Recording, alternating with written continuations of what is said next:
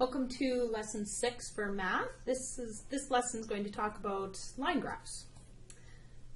Okay, line graphs are graphed on what we call a Cartesian plane, and for this particular section we're really only going to be dealing with this quadrant right here. Okay, so our positive x and our positive y are the only ones we're going to be really talking about. So this whole thing though is known as a coordinate grid, and we'll be dealing with this more in geometry.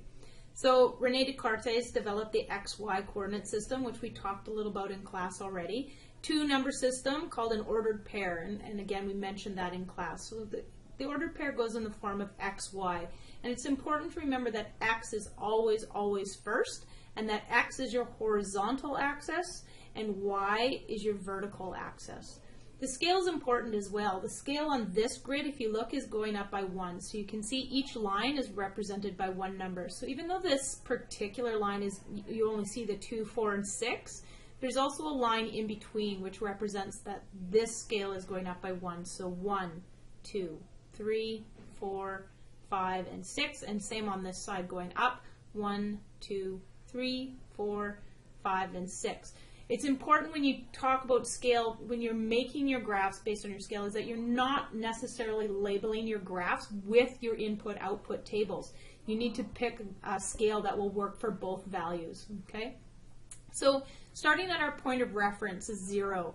So 0 is at the center point, or at the corner in this case, of our graph. That's 0. It's also called our point of origin.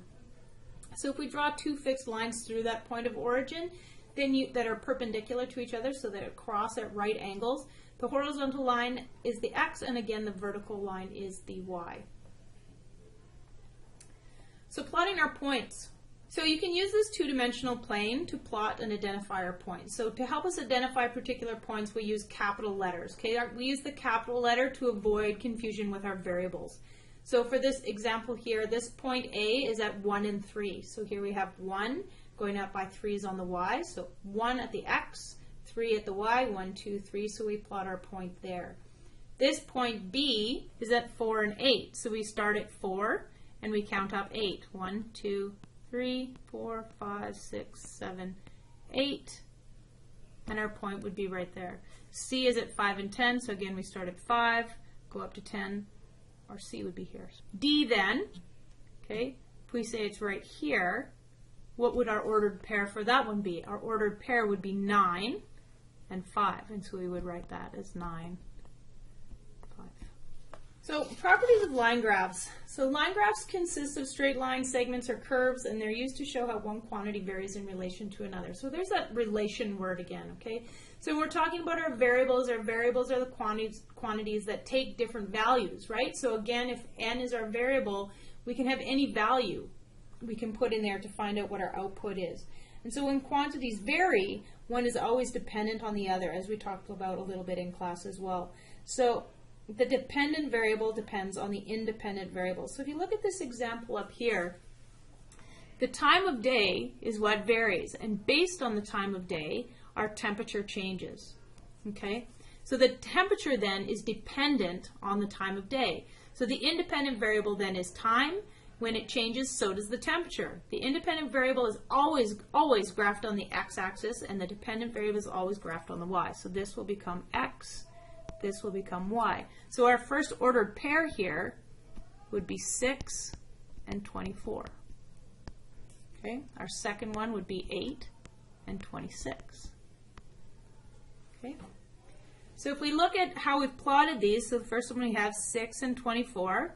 8 and 26, 10 and 29, 12 noon and 30, 2 p.m. and 31, 4 p.m. and 29, 6 p.m. and 25. So the original points are on there, but we would connect those with a line.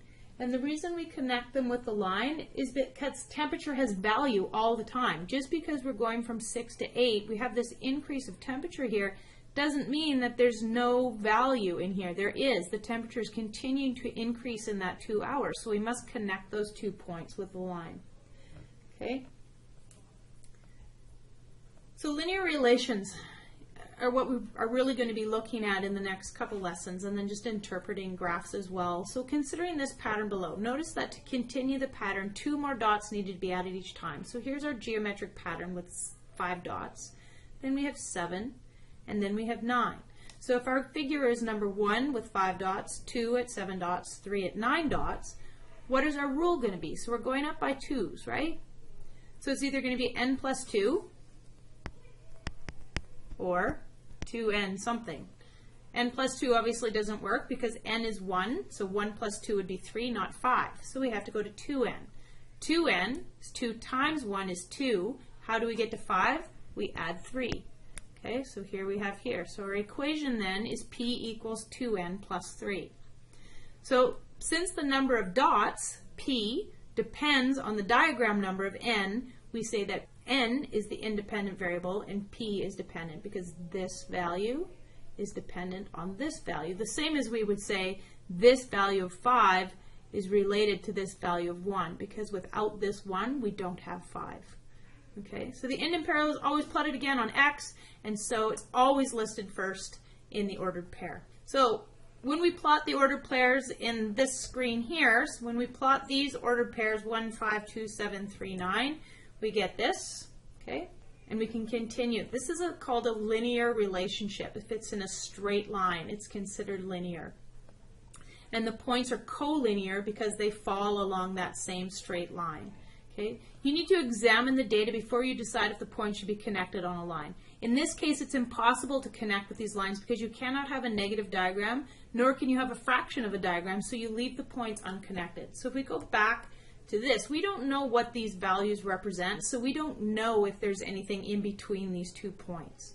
Okay, so because this is going from 1 to 2, we can't have a fraction in here, and we can't have negatives down here, so therefore we leave these line unconnected.